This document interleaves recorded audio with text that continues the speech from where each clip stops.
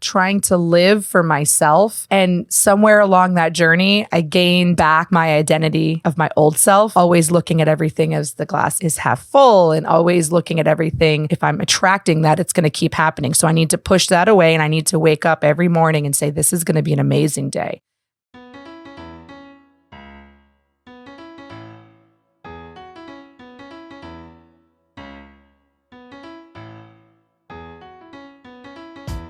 "83% of Americans identify as not very happy, which can hold you back and negatively affect your relationships and your business.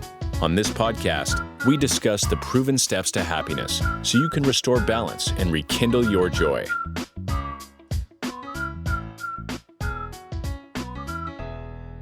Welcome to another episode of How to Be Happier for Entrepreneurs. In this podcast, we explore inspiring stories of resilience, transformation, and the pursuit of true happiness and true success. Today, we have a truly remarkable guest whose journey embodies the theme of this episode: rising above adversity and reclaiming identity, transforming pain into power. After enduring a toxic environment, Amanda embarked on a courageous journey to reclaim her identity and transform her struggles into triumphs. Her perseverance and self-love not only rebuilt her life, but also positively impacted her family and so many others through her speaking engagements and countless entrepreneurs that she has and continues to help get started as she supports her company Fund and Grow. Her journey is so inspirational. I really hope you listen closely. She's a beacon of hope and a powerful reminder that we can rise above adversity and create a life filled with purpose and joy. So without further ado, please join me in welcoming our incredible guest, Amanda. Amanda, thank you so much for being here and sharing your inspiring journey with us. Absolutely. Thank you so much for having me.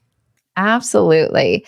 So on this show, as our audience knows, we don't mess around. We like to jump right into it with compelling questions that give you guys and our listeners such amazing, valuable insights right away. So I don't want to waste another minute. Amanda has so much to share. So Amanda, I want to start with your journey of personal transformation. When you and I chatted just briefly before, I was so inspired. Can you share with our audience some of the pivotal moments that led you to realize that you needed to make a change, that you couldn't just tough it out any longer? And tell us how your experience can help our listeners identify when it's time to take action and stop waiting. I mean, when I found the moment and hit that, like what I call the bottom, because I think that when you're in certain situations, you have to hit the bottom to even see it. People from the outside can judge and say all they want to say, but if you're in it, especially when there's quote unquote love, of course, learning later, that's not what was happening, but in the moment, I was married. I was married to a police officer, and I was in a marriage that was extremely toxic. Ended up with two wonderful children. I obviously don't have any regrets that led me on that path. But getting to the point, it really actually happened when I found out he had a mistress. I think that's like the moment where it's like, oh, okay, I can't go past that. Like that's kind of, and then learning all the things I allowed to happen up into that moment, I was like, wow, why did I even let any of this happen? Like, what on earth? But my identity was gone. I had none. My identity was being his servant. My identity was being a mother. I just didn't have any actual identity. I had no friends. He had done the, stereotypical thing in an abusive relationship where like there was nobody. I had nobody outside of him and his family. Of course, I had my parents, but they had no idea. They had no idea all of these things were even happening in my life. I kind of hid all of that. So I think the day that I found out he had a mistress is when I literally said, I can't do this anymore. But I didn't know what that meant. And that journey from there was epic. And I didn't really know what traumas led to it or what even allowed that to happen. But losing myself, I mean, I had gained a ton of weight. It was just, I had gotten to a place that was just not healthy on any level. And that was that moment. That was where it started. And then the journey has been crazy because that was in 2014. Yeah. And I want for our listeners, whether you know or suspect you're experiencing infidelity, whether you feel like your world revolves around your spouse or your company, there's something called codependence that sneaks up on a lot of us that we don't even know because it's quote unquote normal because we're surrounded by it. Or perhaps you grew up in an environment where that's what you observed. Right? And that's all you know. So I just want to say it's not your fault if you are unhappy or if you're feeling stuck like Amanda did, or if all of a sudden you're like, wait a minute, when did I show up in a after school special movie? Right? I'm just going to put in here real quick at the bottom. If you just don't even know, like a lot of times I didn't know, Amanda, do you think that like you knew like all along the way? Take our self-love quiz. You're going to like open your eyes. I put it there on the bottom, unlocklimitlessyou.com/quiz. It only takes 3 minutes. But quite often, Amanda, would you say that you thought you loved yourself and you thought that your spouse loved you, right? Oh, yeah. I had no idea that there was even a question. I had no idea it just felt normal. Like you said, it felt normal. It felt like, oh, I'm just living the traditional household where the husband's in charge and I'm his servant, I just thought it was normal. My parents are still married, right? They've been married my whole life. I don't have a divorced household growing up. And they were very, quote unquote, traditional, but my dad was never that. But I don't know. I just never even picked up on it. It just happens in a way that it sneaks in, and the codependency, it's bigger than just being codependent on him. I mean, I actually thought that I couldn't even afford to live on my own. Like I didn't have an option like this. It was required. I didn't know what it would be like for my children to go through a divorced household, but I never imagined the damage that was happening because I was staying either. You just don't know it when you're in it. And I would say the same thing goes for a lot of people, in the past, myself, a lot of entrepreneurs, whether it's losing your identity to a relationship or losing your identity to your job, right? We quite often look outside of ourselves and we think, oh, when you ask who you are, well, I'm a mom. Or you ask who you are, well, I'm a CEO. Or you ask who you are, and it's like, oh, I'm a golfer. We always identify with these things outside of ourselves. And then guess what? When those things get taken away or when they don't work out, you lose your identity. You lose your power. So Amanda, how did you recognize the need to reclaim your sense of self, your identity, and your power? And what were the first steps you took that could inspire others that are listening? So in that moment, the first thing that I realized is this marriage it's not healthy. There's nothing I can do at this point. There's no saving it. I can't go back from this. I don't know why that was the moment that was pivotal, but it just was. And so it was figuring out, okay, how am I going to live on my own and provide on my own, right? So it wasn't until I moved out, and there was probably only about like 35, 40 days between that moment and me actually moving into an apartment. But I had an amazing work life at that moment, which is funny because that was another identity that I was thinking, was it, right? But I will say that I do absolutely believe people are in your life for certain reasons and for certain seasons. And the company I worked for at the time was pivotal in getting me into that place and helping me through that transition. And I'll be forever grateful for that. And so it wasn't until I was in the apartment, moved in, and the first night by myself without my children, I realized I didn't have anything.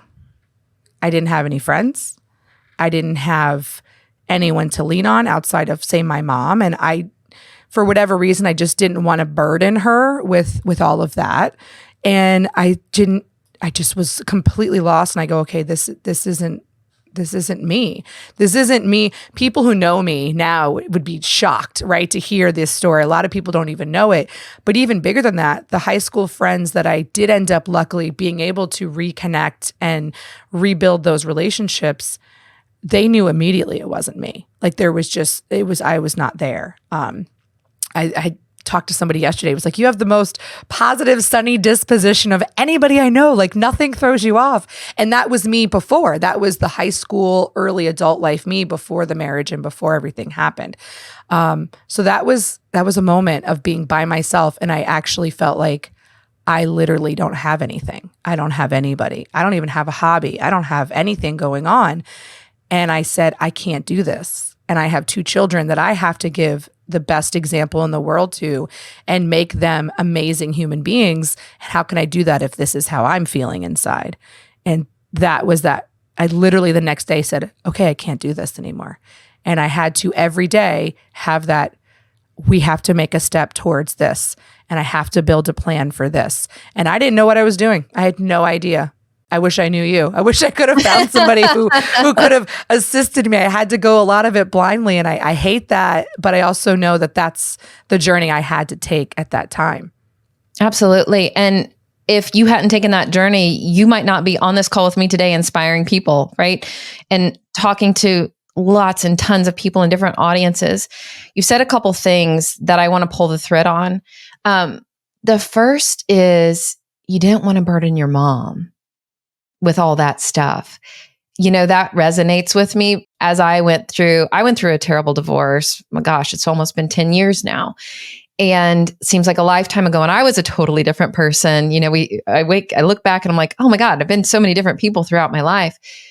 But I said the same thing. Like, I didn't want to burden my friends. And as I was going through it, my friends were like, what are you talking about, burden? Right? You would do everything for us in a heartbeat.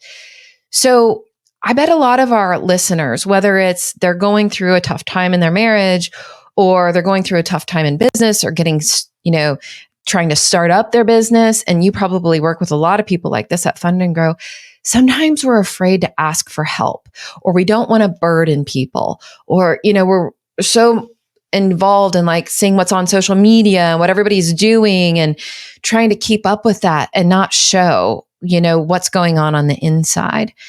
I think it's so powerful. Brene Brown knows what she's talking about. Vulnerability is a superpower. So how did you get from like hiding, right? Everything, right? Inside and just relying on this one person who actually really didn't care for you the way that you needed to be cared for. How did you get to that vulnerability? How did you start getting back to asking for help, knowing that it's okay to need help, knowing that it's okay to be vulnerable and connect with others? So unfortunately in my story, because I didn't have the right support system, because I didn't want to burden, my mom initially and then anybody else in my life with certain things, I unfortunately took a side road that didn't end well and jumped right into some other relationship, right? And it is equally as toxic and wasn't good for at all. However, the ending of that relationship, which was about a 9-month process, is what led me to a counseling group. I actually ended up having to fight for my children in court because unfortunately I was married to a cop and, he had a lot of strings and things going on. It's a small town. And I ended up dating somebody who wasn't the best, person. So I'm very thankful that I did, though. I'm very thankful that the courts kind of pushed me in this direction. And I obviously had no problem fighting for my children. But what I ended up realizing, I was actually fighting for myself at the end of the day. And so I ended up in a group for victims, a group victims counseling group, domestic violence. It's ran by the Salvation Army here locally. And I was required to take 12 classes. And that is where the vulnerability opened up. And I ended up in that group for 3 years outside of anything to do with the court.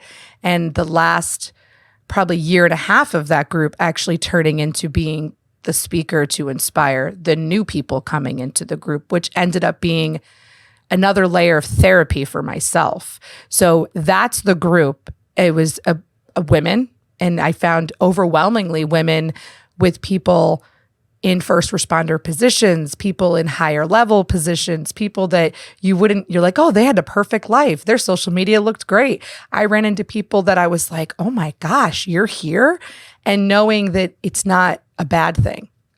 Being the victim isn't the bad thing, which is what you're led to believe, that being a victim is a bad situation. So getting the support of that group transcended everything and completely transformed not only my ability to make a plan. I grounded myself. I wasn't allowed to date for a year. And like, my picker is broken. I cannot pick anybody else.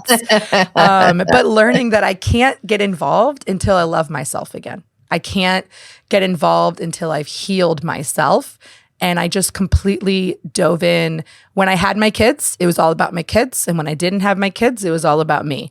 And learning to reconnect and learning to burden people, because it really wasn't a burden, and bringing people into the true reality of what happened, and actually being able to talk to my mom about what was really going on. I think I had a fear that she would be disappointed in me.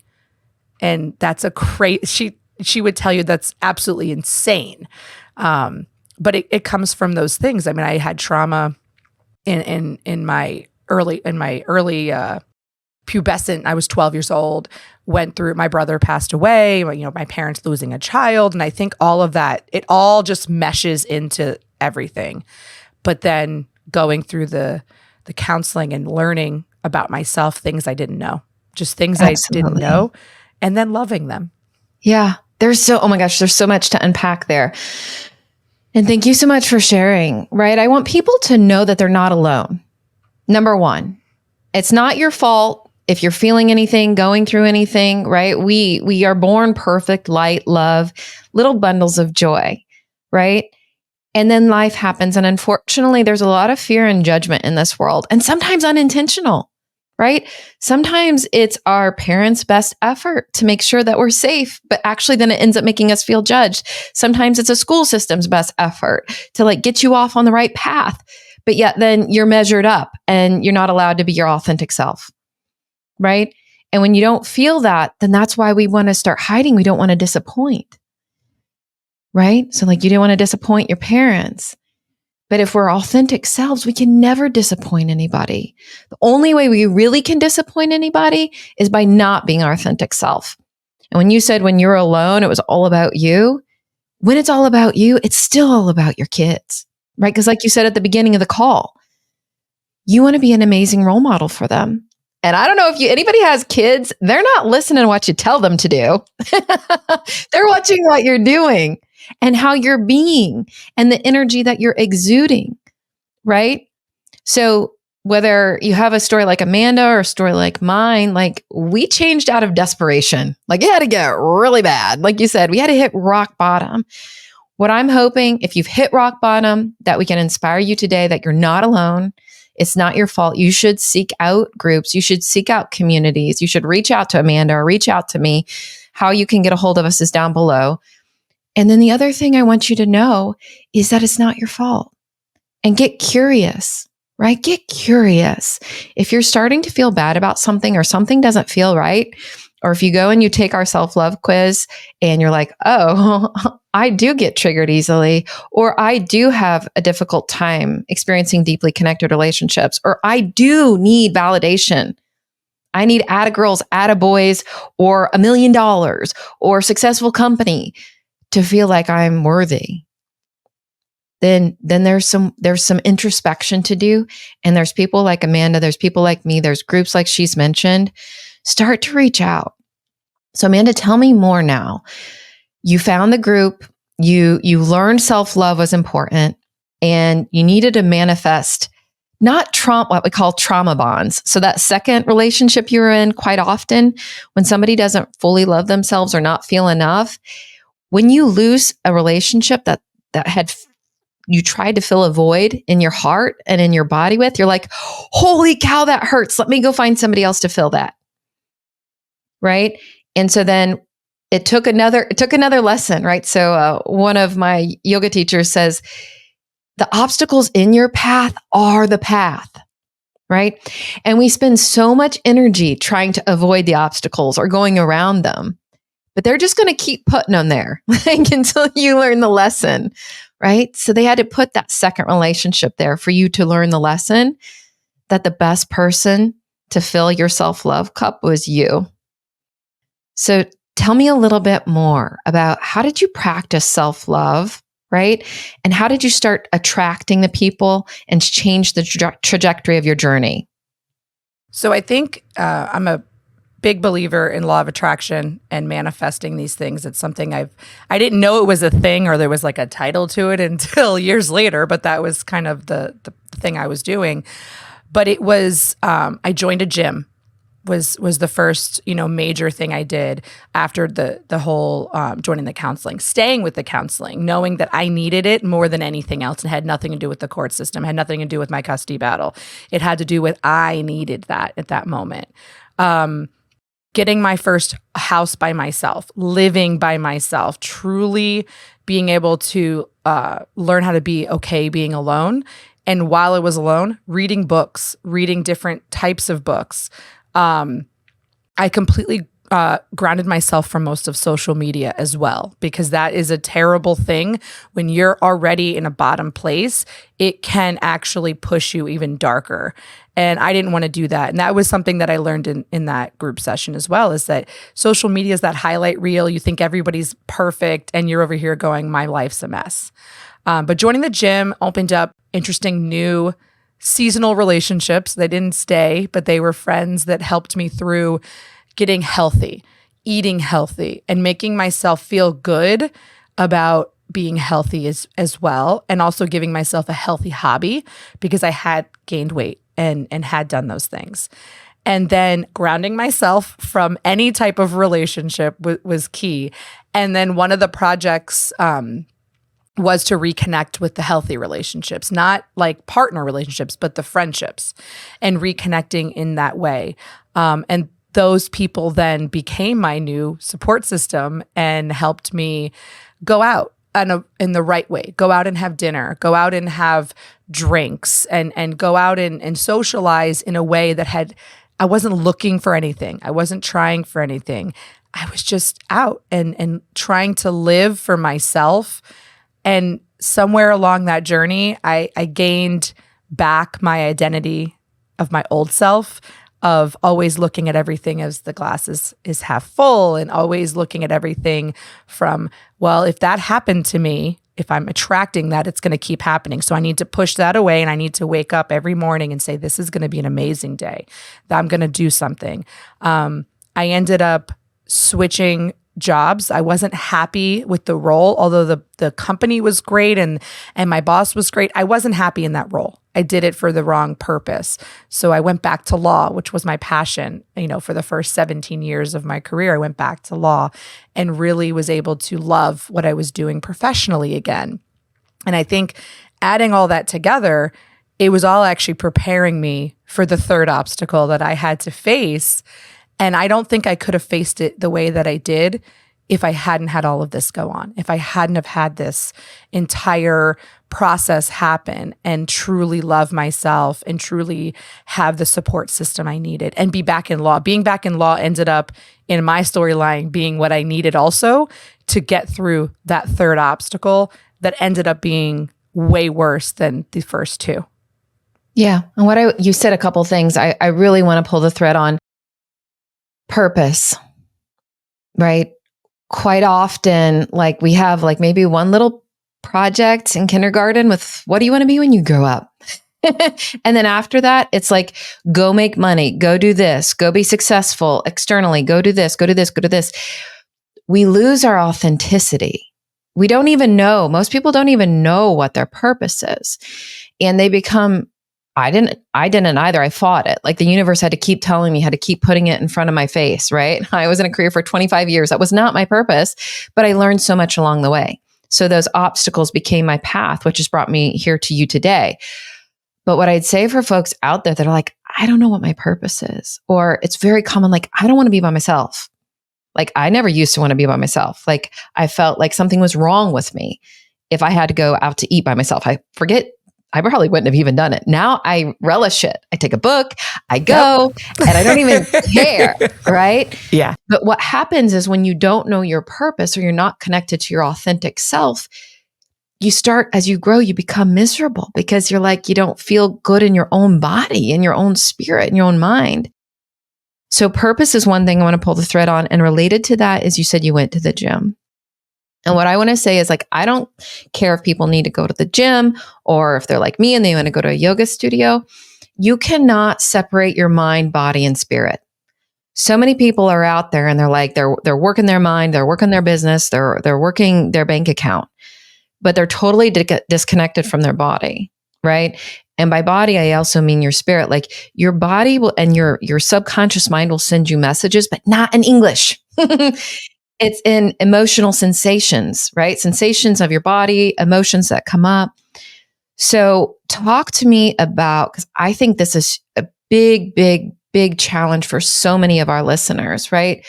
Especially for entrepreneurs. They're out there seeking something and they don't know what, but they think I got to make $1 million or I got to make $1 billion or I got to do whatever, right? And they just keep on the hamster wheel, going. But they're not quite really happy.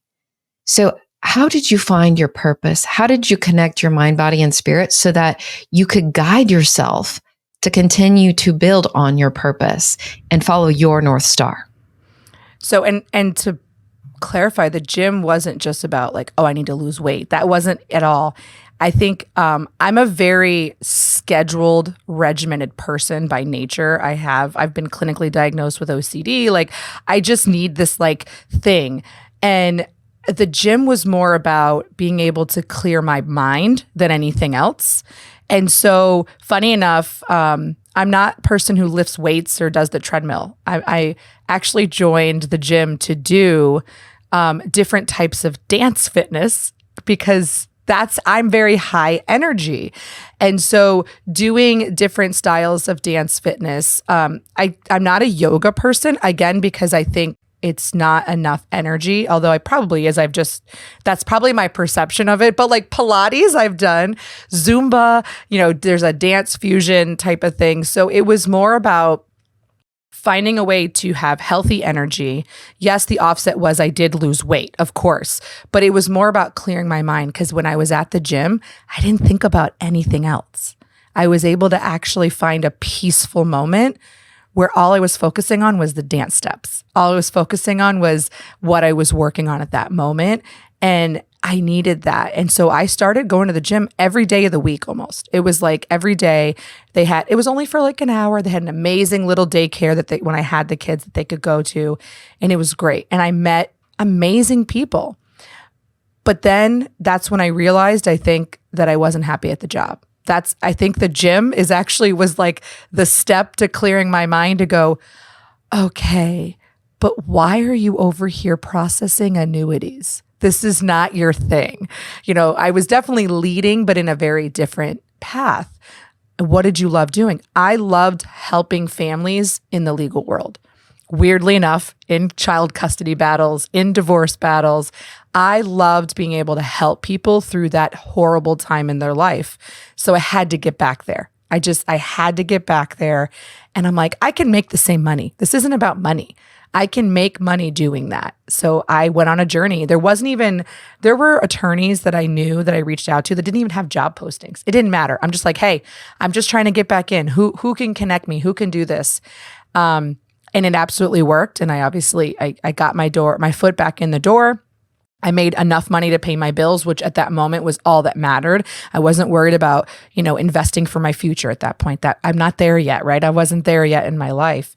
And I realized my purpose and my passion were the same in that I love to teach, but not as like a teacher in the classroom. I love to teach people how to get through certain struggles in their life. I love to teach people how to grow in all different aspects. And obviously that's transcended into so many different things now. But that was when I learned, oh, that's why you were in legal. That's why you did this. Like, that's why that happened for you, is that I was able to help people through all those things and even be able to share that I've been there. I'm currently in a divorce. I'm currently going through this custody battle type of situation, and be able to relate to people, which obviously again makes me think I needed to go through that at the same time, which sucks, but it is what it just to go through pain to be, to prosper is not the ideal thought, but all of it led to me to where I am. Every bit of it led me to find that purpose and passion. And then I learned it didn't have to just be legal. It just had to be about helping people grow in all different ways. I love that. And I think it's so powerful. So many of us, including myself, had like this crippling fear of the unknown, right? You just like, oh, I can't take a step because you're like, oh, I don't know if I could pay my bills. I was like, well, I don't know if I could switch careers and still, provide for my kids. Or a lot of entrepreneurs feel like, well, I have to do this. I have no other choice.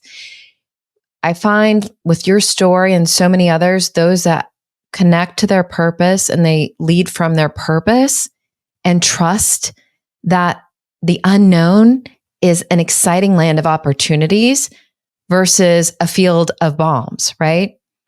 And you know that even though you might hit a bump, you're going to learn from that bump, right? Or you're going to grow. So if you're like thinking like you're a sprinter, right? And your hurdles, they're there.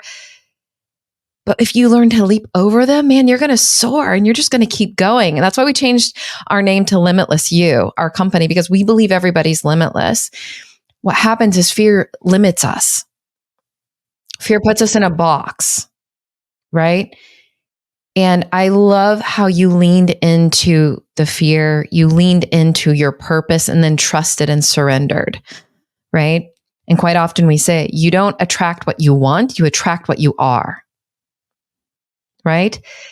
So, Amanda, can you leave on a note of advice to our entrepreneurs who might be feeling stuck? Maybe they have personal struggles. Maybe they feel like they're on that hamster wheel and they're just keep going and they're going and they're going and they're going, but they don't know why and they're not getting anywhere. What advice would you give them?